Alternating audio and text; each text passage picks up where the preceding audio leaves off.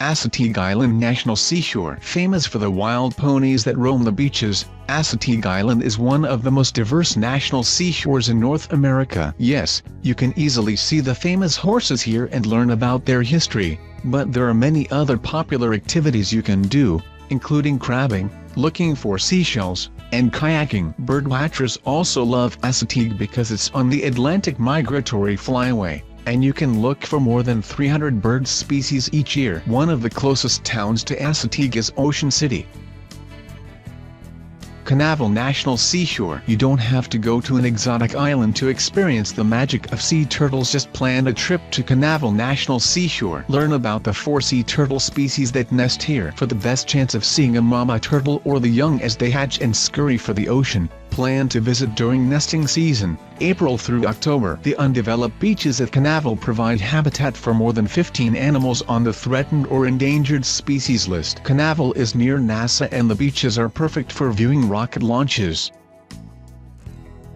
Cape Cod National Seashore. Summer is always packed at Cape Cod, drawing thousands of visitors to the sandy beaches, wild cranberry bogs, marshes, and more. The lighthouses are some of the most popular attractions in this area. Be sure to check the schedules if you're looking for a tour or to see inside. There's also an important research center here where you can learn about the local ecosystem or even get involved in a citizen science opportunity. Wouldn't it be cool to say you helped scientists with research at a national seashore? Enjoy the day at the seashore, or to plan an entire Cape Cod vacation, start here.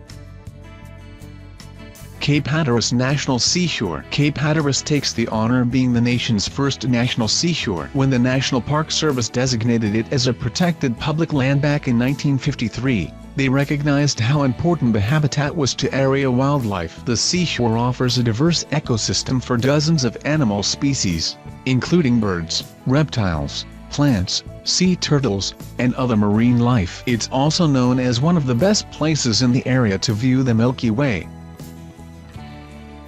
Cape Lookout National Seashore. You won't be able to just drive up to the sites at Cape Lookout, but that's part of the charm of this national seashore. With most of the attractions only accessible by ferry, you definitely want to do your research so you can catch the right ride to the seashore. Some of the activities that make it on your to-do list during your trip might include a lighthouse climb, a hike to see the wild horses, or bird watching.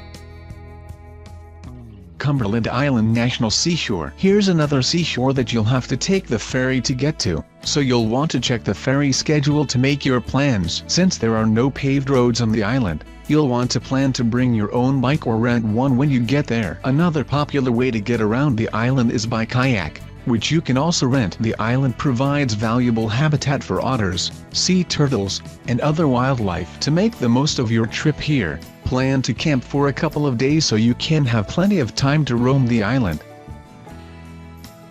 Fire Island National Seashore. Looking for a weekend escape from the city? This is it. You won't find a more authentic wilderness experience this close to New York City. Fire Island has so much to see and do, from camping and hiking to fishing and canoeing. They also have special events going on pretty much year-round, so be sure to check the calendar if you're looking for a reason to visit. While on the island, you can learn a lot about New York's history. For history buffs, the popular Fire Island Lighthouse is a must-see stop, and William Floyd Estate should be on your list as well.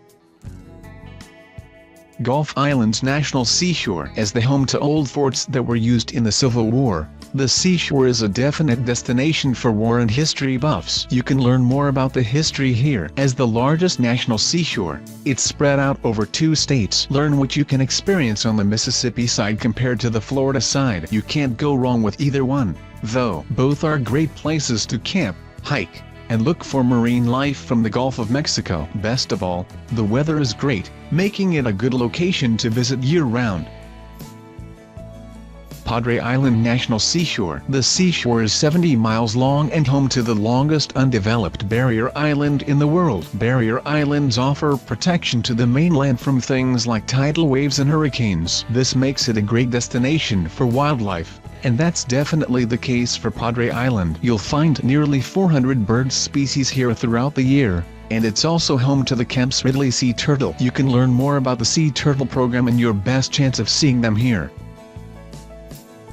Point Reyes National Seashore. The Seashore is the only western destination you'll find on the list, located just outside of San Francisco. The diversity of the Seashore is impressive, boasting more than 1,500 plant and animal species. Some of the highlights of the Seashore include Alameda Falls, kayaking around and viewing the Point Reyes Lighthouse, and watching for Tule elk. Don't forget to drive through Cypress Tree Tunnel and check the schedule for regularly scheduled events like yoga, seminars, and guided hikes.